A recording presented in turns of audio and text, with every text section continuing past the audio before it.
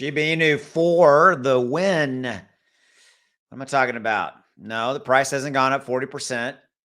I think some of y'all would be thinking, oh my God, hey, you look at your phone. You can see there's the market's right now. That's technical term. So that's where we're at on the market. But for the win, SHIB's got a really interesting thing for the month of March I want to share with you. All right. So, I share a lot of these relevant facts and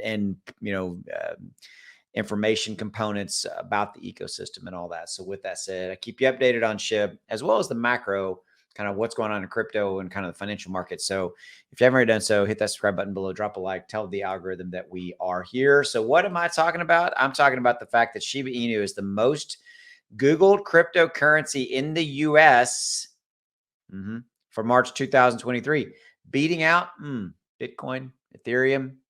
Yep, you heard me right. It is the most Googled term right there. Beat them big time. Boom. Up 70%, actually. That's not what that chart said. That didn't show that but it is the most Googled. So there you go. But the search queries up 70+%, is looking really good on that. So why are investors showing interest in Shiba Inu? Well, I think they see value in the ecosystem, right? I think there's a lot of good stuff that's coming. That's another video. We'll have to talk about that. There you go. Stay tuned for that.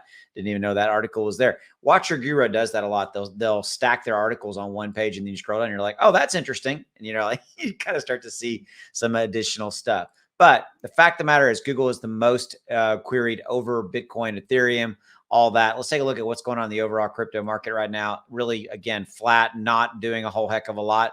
Uncertainty, doubt. That's what we've got going on here. Uncertainty, doubt. We've got that all in play. That's going to be here for a while. It's just kind of pervasive. I think it's lingering effects of the banking crisis. I think, we're coming into the end of the month.